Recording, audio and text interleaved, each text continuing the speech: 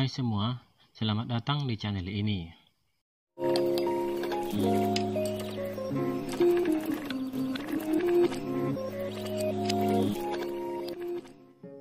Ternyata pertemuan Naegyo dengan Luan Li diketahui Dante.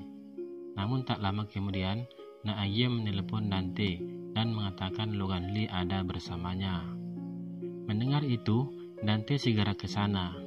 Ternyata Naegyo pura-pura menangkap Luan Li, agar Dante tak curiga tentang pertemuan mereka. Lalu anak buah Dante membawa Luan Li ke gudang mereka. Setibanya di sana, Dante menghajar Luan Li yang sudah mereka bungkus dengan karung. Karena sudah puas menghajar Luan Li, Dante menyuruh anak buahnya membuka karung penutup Logan. Namun Dante sangat kaget ketika melihat bahwa yang ia pukuli adalah sekretarisnya sendiri. Ternyata sebelumnya, Naegyo atau Suryeon menghubungi seseorang untuk menyelamatkan Luan Li. Ketika mereka membawa Luan Li, orang suruhan Naegyo mencegat mereka. Mereka menghajar anak buah Dante dan mengganti Luan Li dengan sekretaris Dante. Setelah Luan Li selamat, ia kembali menemui Suryeon karena ia penasaran di mana Suryeon selama ini.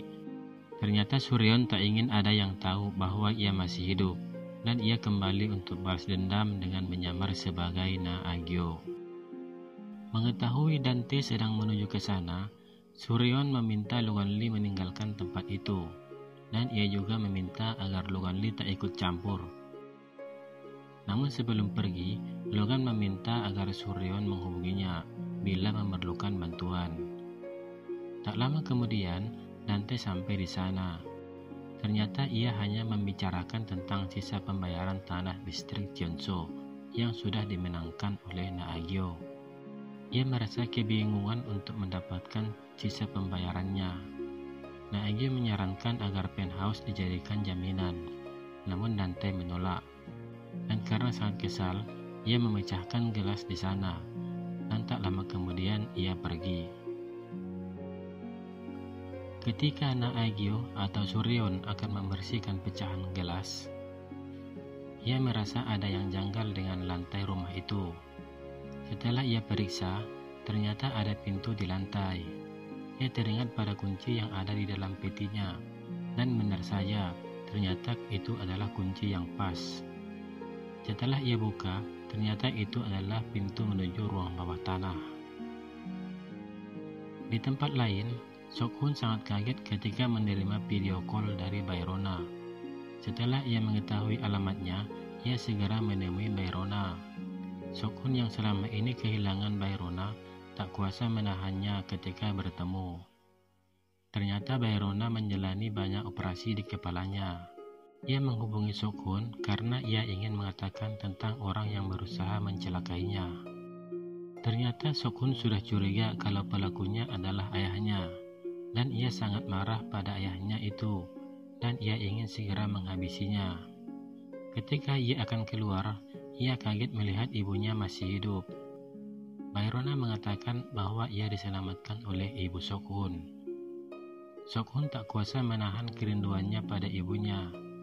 Ia tak menyangka kalau ibunya masih hidup. Setelah pembayaran, Naegyo merasa heran melihat Yoon-hee yang tak bahagia padahal ia sudah mendapatkan banyak uang. Yoon-hee mengatakan bahwa tanah itu sangat berarti bagi Suryeon, dan ia tak menyangka kalau Naegyo akan melakukan ini pada orang yang telah membesarkan anaknya. Namun Naegyo mengatakan bahwa Yoon-hee merasa kesal karena Dante mengkhianatinya, dan ia juga mengatakan bahwa Yoon-hee sangat terobsesi untuk tinggal di penthouse. Lalu Naegyo mengajak Yoon-hee untuk kerjasama balas dendam, dan ia memberikan kalung Yeonbol sebagai buktinya. Naegyo juga mengucapkan beberapa kata yang pernah ia katakan ketika bertemu Yoon-hee. Akhirnya Yoon-hee menyadari bahwa orang yang ia temui itu adalah Suryeon. Ia berusaha mengejar Suryeon, namun Suryeon terus pergi.